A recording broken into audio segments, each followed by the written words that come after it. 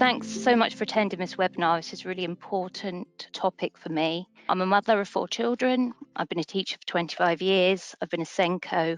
I'm currently head of autism services at a special school. I'm a trustee of a multi-academy trust, and I'm a specialist leader of education with the West London Teaching Alliance. I'm not going to give you a magic wand today because, as they say, you've met one child with autism, you've met one child with autism. Every girl is unique and will have different challenges. Some of the things I say today may not help the girls that you've got on your radar. They might, but everybody is a little bit different. The irony is it's really, really difficult for an anxious person, especially a girl with autism, to be mindful, to do yoga. So it's extra difficult. So there's a few steps you can do beforehand. Blowing bubbles is a really good technique because actually that involves breathing and regulating your breathing. And when you regulate your breathing, it sends a message through your vagus nerve that actually everything's okay with the world. So a really good thing is just having bubbles ready. It's a good strategy to have straight after school or in the morning beforehand. Another nice one is if you have your hand, because you've always got your hand with you, you've always got yourself with you. You breathe in, you breathe out. You breathe in, you breathe out. You breathe in through your nose, you breathe out through your mouth. You breathe in through your nose, you breathe out through your mouth. And teaching girls to do that is a really good technique because it doesn't have to be visible if you don't want it. It can be done under the table. No one knows you're doing it. It can be done at break time. It can be done when any time that anything gets a little bit stressful. And then another nice strategy is called the 5, 4, 3, 2, 1. So you can all do it if you like. Just make sure you sat quite comfortable. Take a deep breath in. And when you take a deep breath in, make sure that your tummy comes out. You don't breathe from your chest. You actually breathe from your tummy. So when you breathe in, your tummy needs to kind of come out a little bit. And as you breathe out, that goes in. So just take a couple deep breaths in and out. In and out. And this is called the 5, 4, 3, 2, 1 technique. So just have a little look around and acknowledge 5 things that you can see around you.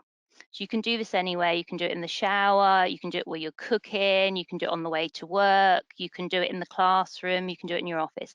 So just find 5 things that you can see. Think about the color. Think about the shape. Are they close or are they far? And then think about 4 things that you can touch or what your body is touching. So for example, at the moment, I've got my legs crossed, so I can feel my leg on top of my knee. I can feel that my lower back is touching against the chair. I can feel that my elbow is rested on the armrest, and I can actually feel my headphones in. So just concentrating on things you either can feel or something that you could feel. So if you can see something spiky, how that would feel. And then 3 things that you can hear. So acknowledge 3 things that you can hear around you. Rather than concentrating on your thoughts or the things in your head, actual sounds you can hear. So you can shut your eyes for this, or you can just lower your gaze, or you can keep your eyes open. But just think of 3 sounds that you can hear where you are right now. And they can be sounds that are close, or they can be sounds that are far away. And then the 2 is 2 things that you can smell. This one can be quite hard. You can imagine how things would smell. So if you're sitting at your desk, you can be thinking about how the coffee is going to smell that you're going to have at break time, or think about somebody's perfume or something that smells of your children. And then finally, 1 thing that you can taste. So what your mouth feels like at the moment, what you can taste, or something you'd like to taste.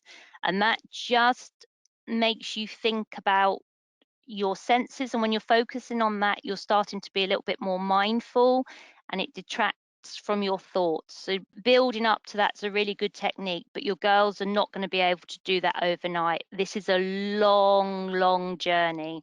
Like I said, it starts off with things like blowing bubbles, practicing your breathing, and building up to these techniques that can be used throughout life. Okay, I often use the 5, 4, 3, 2, 1 when I'm cycling to work, when I just want to clear my head for the day.